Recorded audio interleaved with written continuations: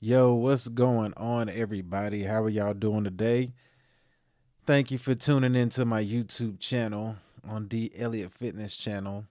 Today, we're gonna go over a video that is based on or that is about semen retention, the ills and pitfalls, and a lot of stuff that you probably don't know about it that happens dealing with semen retention. Is going to be a really interesting video. I had looked at it before, and it has a lot of stuff that I wasn't aware of, and I'm pretty sure a lot of people, a lot of you out there, are not aware of as well. And today is actually Christmas because it is technically after midnight, like an hour after midnight. So we're shooting this video on a early Christmas morning or a late Christmas Eve night, however you want to look at it.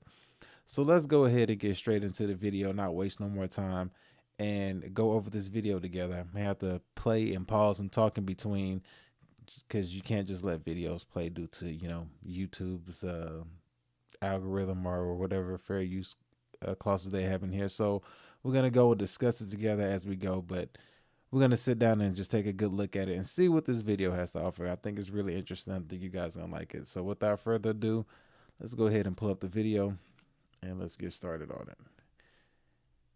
And forgive me, headphone gang, if this gets too loud for you.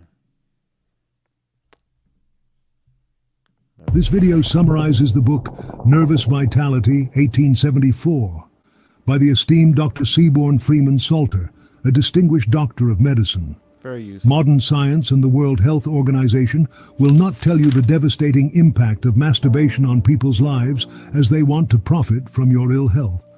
Pornography, lustfulness, lewdness are considered normal and free. But medicine will cost you your labor. They give us poison for free and sell us the cure. So in this video, we unravel the profound truth of Give us poison for free and sell us the cure. That sounds about right. So far, so good. Let's go. Dr. Salter's teachings on the origins, preventive measures, and the adverse effects that stem from masturbation. And here's the remarkable part.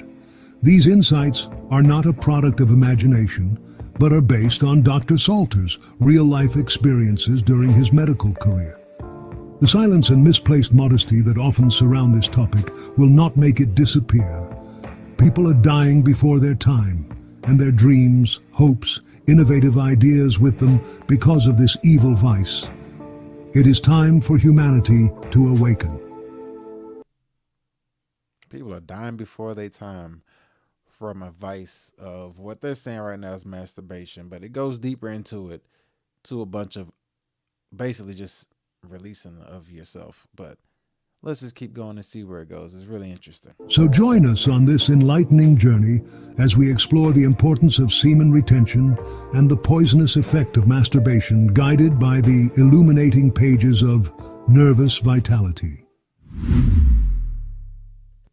All right, I'm gonna skip past this part and get straight into the other part.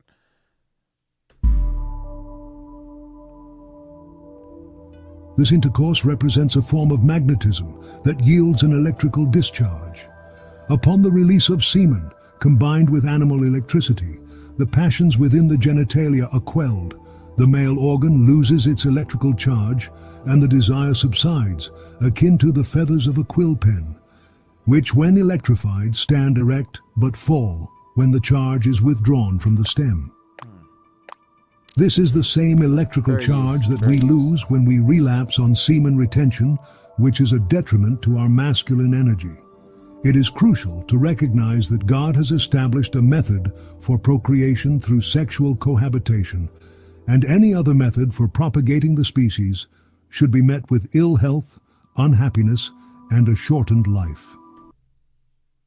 Okay, that is something that basically something that we're seeing right now. We're seeing a really hedonistic culture, and basically this what this is saying is that if you go against the laws of nature, you're going to be met with ill health, unhappiness, and death. We're seeing a lot of people living an unhappy life right now. I mean, you can see it all over social media. It doesn't matter which platform you go to. A lot of unhappiness that's going on. Ill health, we can chalk that up to mental health. A lot of people are losing their mind and having mental health issues, and just a whole lot of emotions and stuff that they don't have under control, taking pharmaceuticals and medication and all different kind of things, trying to get their health right, but it's not working. And one of the pitfalls that it mentions was even death. So all of these things lead, all of these things of the culture and what this video is talking about leads to like your own personal hell that you create for yourself and death. But let's keep going. God was aware, as are those who engage in self-abuse, that the desire for marriage is significantly diminished, perhaps to the point of revulsion, as a result of this practice. This is not the case for those who remain uncorrupted by this vice. The sexes are naturally attracted to one another like magnets, and their greatest joy is experienced when they come together in a state of sexual love. A woman can never be satisfied by a man who lacks the ability to electrify her through the emission of semen. Nor can a man find fulfillment through masturbation or sexual interaction with the opposite sex without achieving an electric discharge of semen. The CEO. Ah, come on. All right, well, while that's doing that, let me go ahead and take care of this. But they're sitting there speaking about the electric discharge of semen, which, I mean, I guess in a sense you could say that it's true, because I know after, as a man releases, it's nap time. I'm going to sleep. Eat a sandwich, drink some water, and it's a wrap. Just. So I could agree with that part right there. As far as saying electrical discharge or the electricity, the energy that you feel between the two sexes during the act, yeah, that's why people like say you see sparks flying. You know what I mean? It's like an electrical thing in a sense. So I can resonate with what they're saying right there. So that makes sense. That makes sense. Yeah, that does seem like it makes a lot of sense. Let's see here what we got. All right, I think we're done with that. Let's pick back up where we left off. Where are we? Here we go. In men and women, a yearning for one another. It should come as no surprise that, in cases where marriage is postponed, we witness rape, prostitution, clandestine liaisons among the young, and masturbation. Just as one would not command a hurricane, Hold up, wait a minute. Let's run that back. discharge of semen. When God has instilled in men and women a yearning for one another, it should come as no surprise that, in cases where marriage is postponed, we witness rape, prostitution, clandestine liaisons among the young, and masturbation. When marriage is postponed, we witness grape, prostitution, and clandestine liaisons. What is that? Give me 1 second. Let me find out what that is. Let me type that in and see what that is. Clandestine liaison. Clandestine liaison. Clandestine liaison. It says the covert relationship possessed by a male and female is labeled as a clandestine affair or relationship. The lovers who have conservative bent of mind impromptu need to plunge into clandestine meetings. That is, they meet only secretly for their simple romantic liaison. And then under the People Act section, what is a clandestine partner? A partner whose membership in a partnership is kept secret from they're talking about a sneaky link. So they're literally saying sneaky link. So a clandestine liaison is a sneaky link. That's exactly what it is. So they're saying with marriage being postponed, you get grape, prostitution, and sneaky links. That can't be further from the truth at this point. That is huge facts as opposed to what's going on. Golly, that is right on the money as far as what we're seeing right now. But let's keep going. Prostitution, clandestine liaisons among the young, and masturbation. Just as one would not command a hurricane to subdue its rage before it has exhausted its fury, or a thunderbolt to cease when the cloud is still charged with electricity, one should not expect the passion of sexual desire to remain silent while it is unfulfilled and constantly provoked to activity. This is why when we are practicing semen retention, it is very important to transmute this electrical energy, or it would lead to severe discomfort and unnatural urge, which corrupts the mind.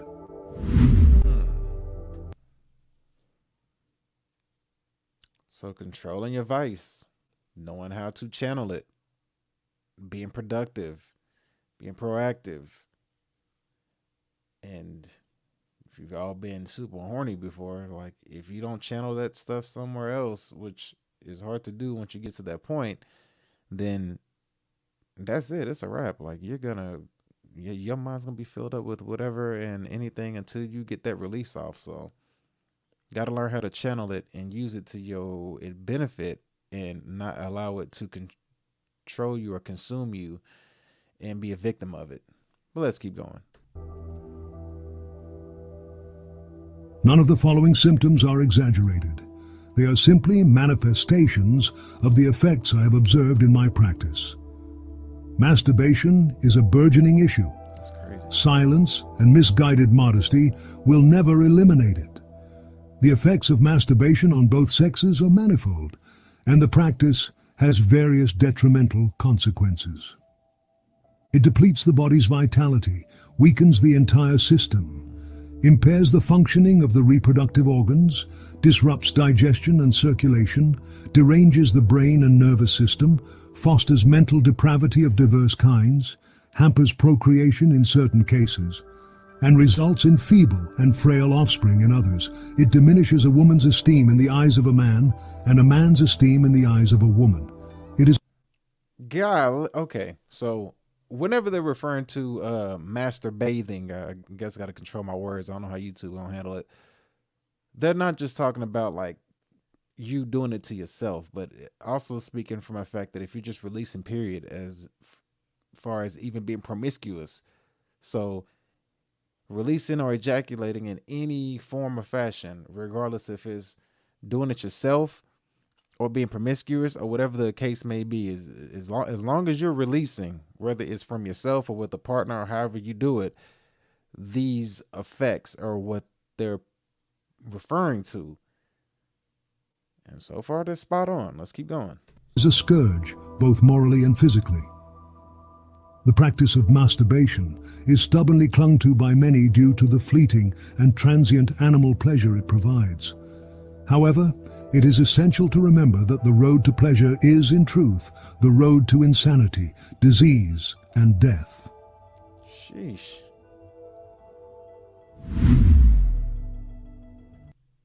So the road to pleasure leads to insanity, disease, and death.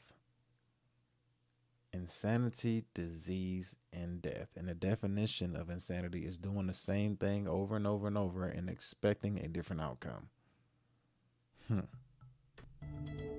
Fair use. Those who persist on this enticing path without fleeing its temptations will bear the weight of retribution.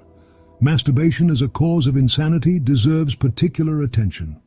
Nearly 1/7 of all cases of insanity can be traced back to this practice, a fact that may seem astonishing but is undeniably true. The practice is often freely admitted but vigorously opposed. In males, the habit is easily detectable through physical signs. In females, however, it is not as readily apparent. A shy, downcast countenance combined with an enervated appearance, relaxed tissues, and engorged veins can arouse suspicions of masturbation. In some females, this behavior results in the development of adipose tissue and a seductive demeanor, while in others, it leads to debility and emaciation. So the constant release of semen, constant release of ejaculation in a man, you can see it physically, but with a woman, it's harder to see it. And it can give them even a more of a seductive look. And then it says a emaciation, self-indulgence. Let's see exactly what that is. Make sure I don't want to be giving out wrong stuff. Emaciation.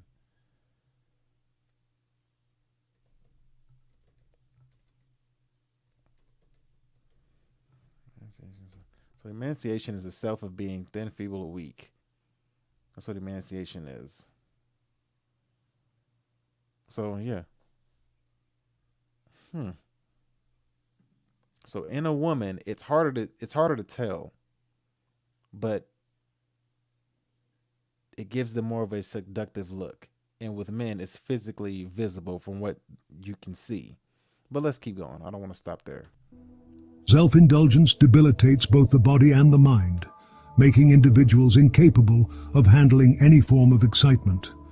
Consciously aware of the sin associated with masturbation, their thoughts are redirected toward religious matters, and under the resulting emotional strain, reason eventually gives way.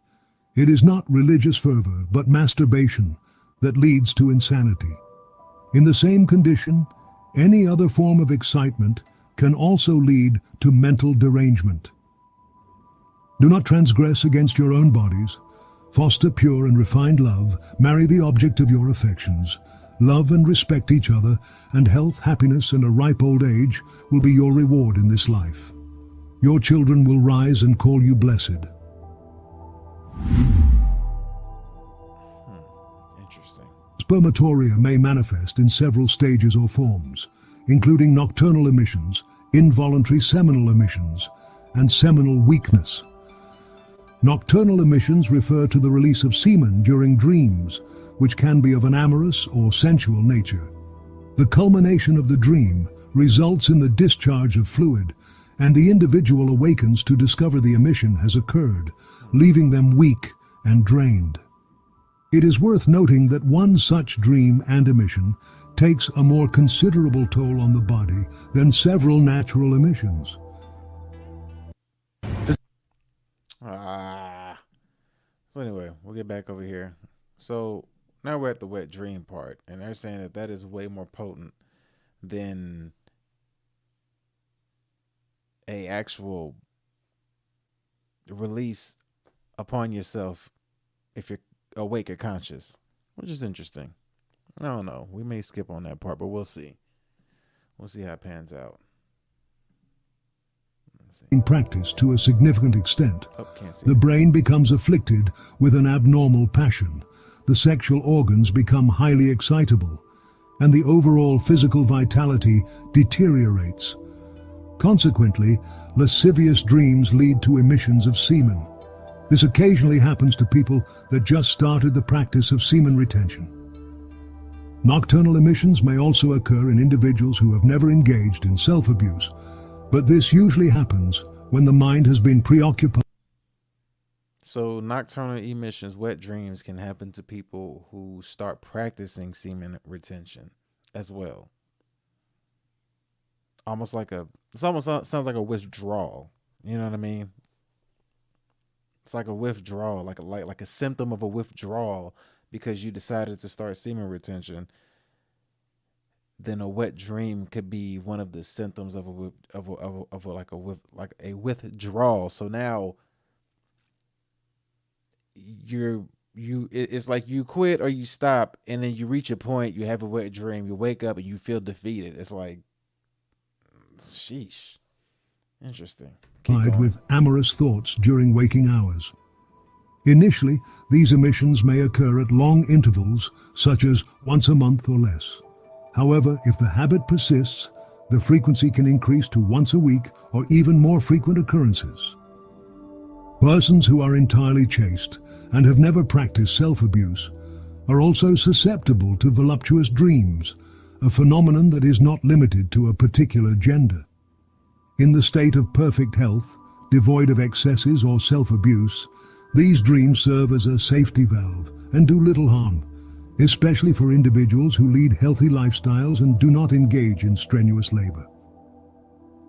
Okay, so basically what he's saying right there is this natural. Like, it'll happen to you regardless. A wet dream is going to happen to you regardless, whether you're and semen retention or what or whatever. But if it happens to you and you're not a person who has the vice of lust and sex all the time, then then it's just a natural occurrence. But as far as someone who is coming off of the addiction of lust, semen retention could be like a withdrawal. Excuse me, a wet dream could be like a withdrawal. Interesting. All right, let's see what we got next. Tips.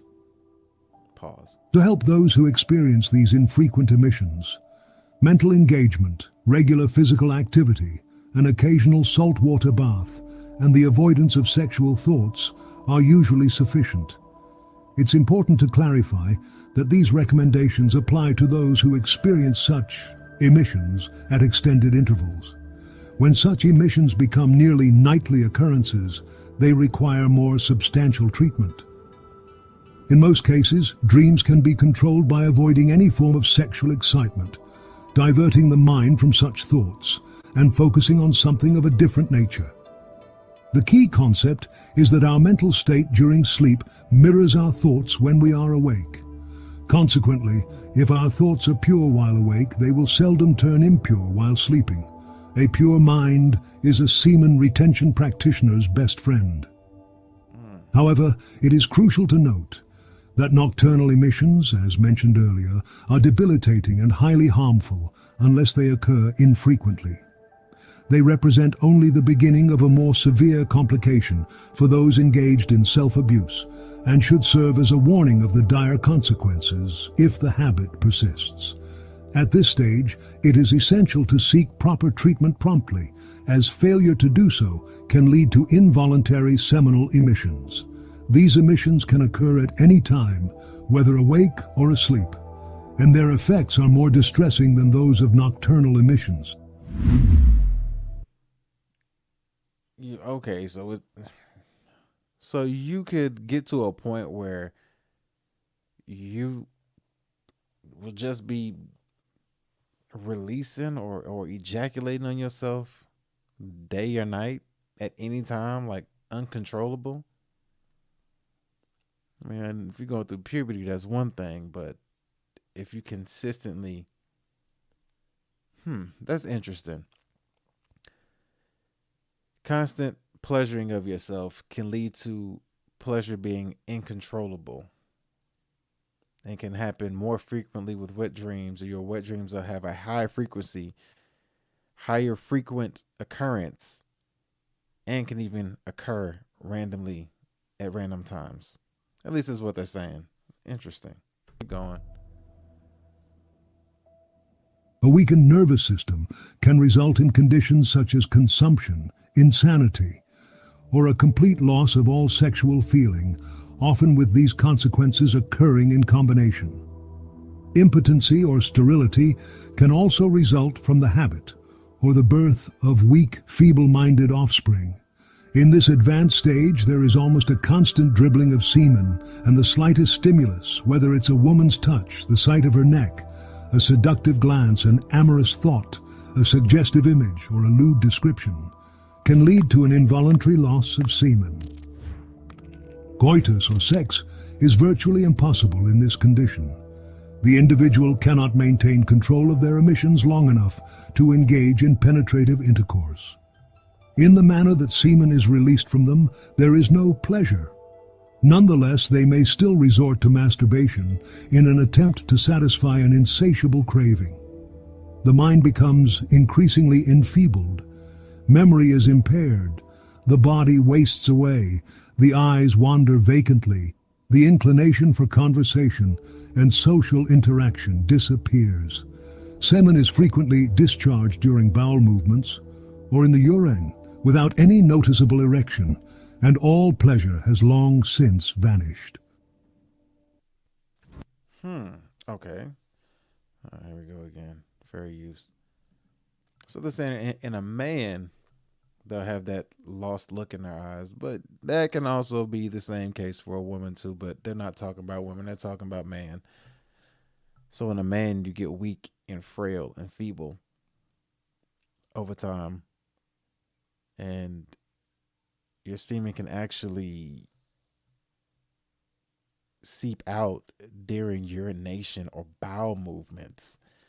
That's interesting. It's gotta suck. That doesn't sound like a. I mean, I guess you wouldn't even know, and you lose all pleasure. Hooey, that's intense. Let's keep going. Let's see what we got here. Let me go back a little bit. All pleasure has long since Can't see it. vanished. Here we go.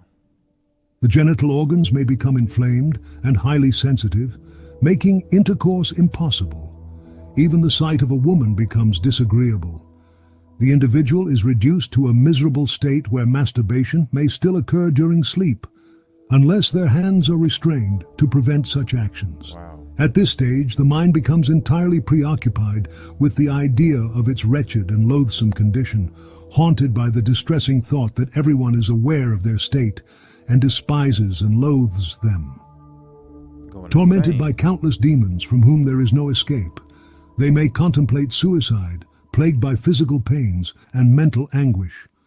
Their sight deteriorates, their mind becomes clouded, ringing sounds fill their head, their constitution deteriorates, and they may ultimately find themselves in a consumptive's grave or confined within the walls of a mental institution. The confessions of wretched victims of masturbation and involuntary seminal emission. You know, what's crazy and what's funny that they name, or he named, all of these scenarios. Like you can end up in a mental institution, self-delete yourself, even lose like your eyesight and vision and different things like that. But what's crazy is if you look at how the world is turning now with all of these different live stream platforms like Twitch, OnlyFans, YouTube, Instagram Live, all of these things, all these platforms that have live streaming on it, and how the world is connecting via live stream. And sex seems to be, sex sells, so sex seems to be a big part, but especially with the new generation coming in and computers and easy internet access for them is accessible in their hands. Like how he mentioned being put inside like a mental institution or whatever because of the fact that you can't control yourself from constantly releasing, or just the thoughts are constantly driving you insane, like these demons are possessing your mind. Imagine, or not even imagine, but like look at that in a scenario of people being at home, confined in their own homes to these vices that are plaguing their screens, their minds, and they literally turn their own home, their own four walls, or wherever they're at, into like the mental asylum, like the crazy house. Where they're at becomes the mental asylum because all they're consuming is that. So they drive themselves insane and crazy, constantly live streaming and seeing all these things and ramping up. Now that Instagram, you can see every anatomy of a woman on Instagram, on Twitter, on Twitch. Now they just recently said that you can do nude streams. I mean, YouTube, you can see naked yoga on it. I mean, so there's like, you are literally confining, you could literally be in a mental asylum, just not at the actual place of business, but in your home, because you have all the qualifications for it. You're just not diagnosed with it, but you're already in your home, losing your mind, having suicidal thoughts, and going through all these symptoms that's crazy. Sheesh. Keep going. Reveal all of these horrors and more. If I were to publish these testimonies as they were conveyed to me, word for word, even in their public knowledge, the confessions of wretched victims of masturbation and involuntary seminal emissions, reveal all of these horrors and more. If I were to publish these testimonies as they were conveyed to me, word for word, even in their final moments, you would be astonished by the profound devastation that this demon wreaks, not only among men, but also among women. Okay, so he's finna go over I guess he's going to go over patients in mental hospitals that he spoke with about their vice that they couldn't control. There we go. Interesting. Both sexes, or individuals from both sexes, are guilty of this unforgivable sin that leads to death through involuntary seminal emissions. I look angry. During a visit to a mental institution on one occasion, I observed the effects in certain cases that were known to have been admitted due to this cause. I encountered Being admitted to a mental hospital because you master debate too much, that is wild. Not saying like that's just like, man, imagine going to a mental hospital for master debating. Oh man. I want to hear I want to hear what he's talking about as far as these patients. Let's go. one emaciated individual, a mere skeleton, from whom semen constantly dribbled. His hands were bound to prevent contact, yet, with the remnants of his strength, he persisted in seeking even the slightest source of friction. Another case involved an individual who had received an education and earned a medical degree, but had been a victim of this affliction since childhood, resisting all efforts to curb the habit. It is paramount to prevent these scenarios from becoming a reality. However, why elaborate on this list of horrors, which is so nightmarish and yet entirely real? Reader, if you are a victim of this demon, pause before it is too late. Seek the means to eradicate its effects from your system and practice semen retention, and strive to live as someone pursuing health and happiness in this life, and the promise of immortality in the next. So the patients were victims of master debating and constantly releasing semen from the body. I mean, even that one guy was he had like a master's degree or had some kind of paper from a college or something, and he even was a victim of it since a child. And he probably didn't even have the easy access that people have to prawn and stuff that they do today. So just imagine how he was getting off all the time. His addiction must have been bad. It was just his thoughts. He probably didn't have the visual as much as we did. But then, whatever. Let's keep going. Diseases. All right, well, I'll keep going. Got to get past this part right here. Fair use. This one's going to be about diseases. So this is going to be interesting. Diseases that you can get from too much releasing. We're going to see how this plays out. But right now, it's been pretty interesting, kind of going over all the stuff that the profound problems and profound effect that's releasing and constant promiscuity has, and the detriment that it has on males and females and society. So let's keep going and see how this plays out. Here we go. Tuberculosis is the result of masturbation and sexual excesses in thousands of cases, being essentially a disease engendered by a low state of nervous vitality, by which the blood is impoverished and divested. Let's go back. Tuberculosis is the result of masturbation and sexual excesses in thousands of cases, being essentially a disease engendered by a low state of nervous vitality, by which the blood is impoverished and divested of the red principle. Tubercles are deposited in the lungs because of this depression and want of power to take up and supply nutriment to the blood and nervous system. Tubercles are never formed where the blood and nervous system are in a healthy condition. This cannot be the case where masturbators keep up a continual drain upon this vital principle. Consumptive masturbators soon occupy their last heritage on earth, the grave, and are often mourned as the victims of cold, overwork and so on, when they are in fact self-murderers. Dang. Cancer is often the result of masturbation. There can be no doubt. What? I have in an extensive practice and treatment of this disease met with several well-authenticated cases produced from this practice. These were cases of cancer on the penis, produced by friction of the parts, keeping up a constant irritation, and at same time the blood, impoverished by the drain upon the system, was more subject to those infiltrations or cell growths. This is also affected through the nervous systems. I can confidently assert that in approximately 90% of epilepsy cases, their origin can be traced back to masturbation. Epilepsy can be traced back to masturbation. And he didn't say what kind of cancer, but he said cancer can be from masturbation as well. Golly, that is crazy. But 90% cases of epilepsy is because of, man. Let's keep going.